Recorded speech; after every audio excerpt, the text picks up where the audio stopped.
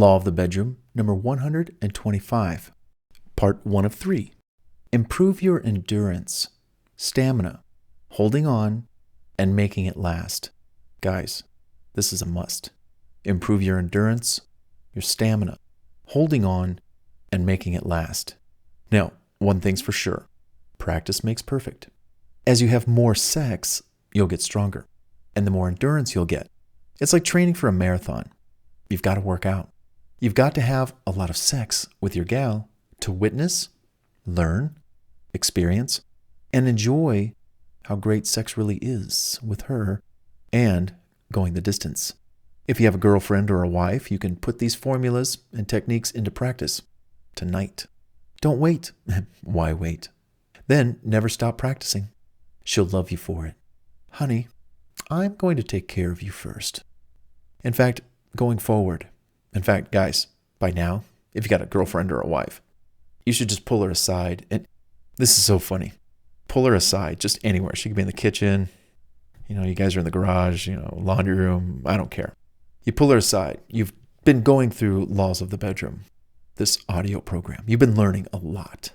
There's still good stuff coming. But you say to her, honey, I've been thinking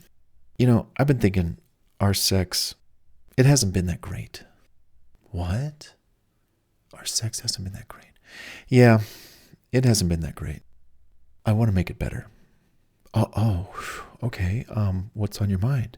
Well, going forward, from this day forward, I pledge to you, when we have sex together, I'm going to make sure that your pleasure comes first. I am dedicated, devoted, and I am a man on a mission. I love you so much.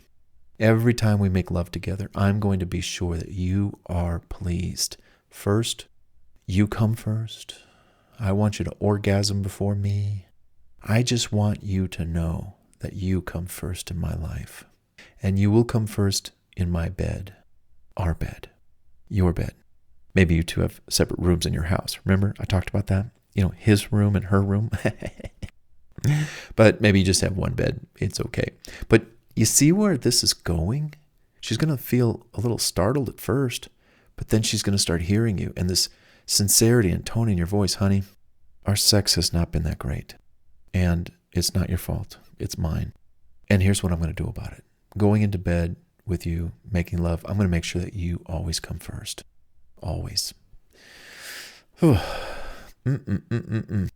If you don't have a girlfriend or a wife, maybe you can convince your last girlfriend, if she's still single, to help you out. Tell her about this book and what you'd like to do. Maybe this book and maybe another chance is what you need to get the two of you back together again. But if that's not the case, don't sweat it. The concept here is be thinking about this concept of stamina. And you might reflect back on your last girlfriend or wife and say, gosh, what could I have done more or better? Or how could I improve myself? Maybe I was a little overweight. Maybe I had a few extra pounds on me. Maybe I was slim, but I wasn't muscular. I didn't have strength, endurance. Strength is something that could be very advantageous in bed with your gal because you're able to pick her up, swing her around, maneuver her around. You can actually pick her up while you're both standing and pick her up and then toss her into bed. Women love to be picked up and held in your arms as you're walking down the hallway to your bedroom, carrying her all the way. I've done that before, and it is exhilarating for her, and it's physically demanding for you. But hey, guys, we need the workout. We need to test our strength. And when you have that kind of strength, when she's about to do this or that, or you want those legs to go, you can do it because you've got the muscular strength.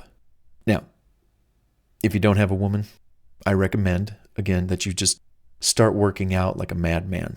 Running, jogging, sprinting, swimming.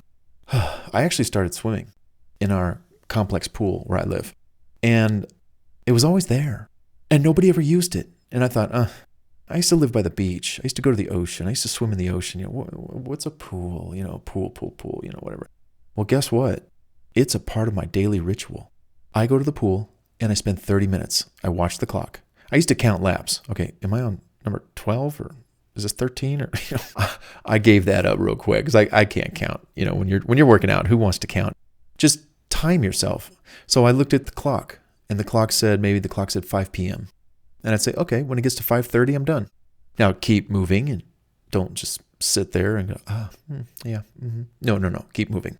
So the point is, I was running for 30 minutes a day. I was swimming 30 minutes a day. And then I would do my ski machine, my Nordic track for 30 minutes a day. And sometimes I would alternate and do one or the other, but I would work out twice a day. And here was my rule. I would work out when the sun was up for an hour, and I would work out when the sun was down for maybe about an hour, maybe 40 minutes, because I wouldn't really go swim at night. But that's the thing. Work on your attitude, start getting in great shape, and then when you meet the gal of your dreams, she's going to take a look at you and go, oh my God, wow. Because, you had all that time. Normally you'd be spending time with her, watching a movie. That's an hour and a half. You can work out. So when you're single, great time to just work out like a monster, and then work on your attitude so that when you do meet the gal of your dreams, you could take it slow, you can be patient, and you can allow all things to come to you naturally. Remember, every chance you get to improve upon the strength of your patience and your muscles is key. Also, eat really healthy too. Eating and diet has a lot to do with how your rocket rises, because if you eat poorly and you drink a lot of sugary stuff, you're going to get bloated. The blood is not going to be able to flow where it needs to go. And after months and years of that, and you got that gut or that paunch or that belly, it's just going to not help you.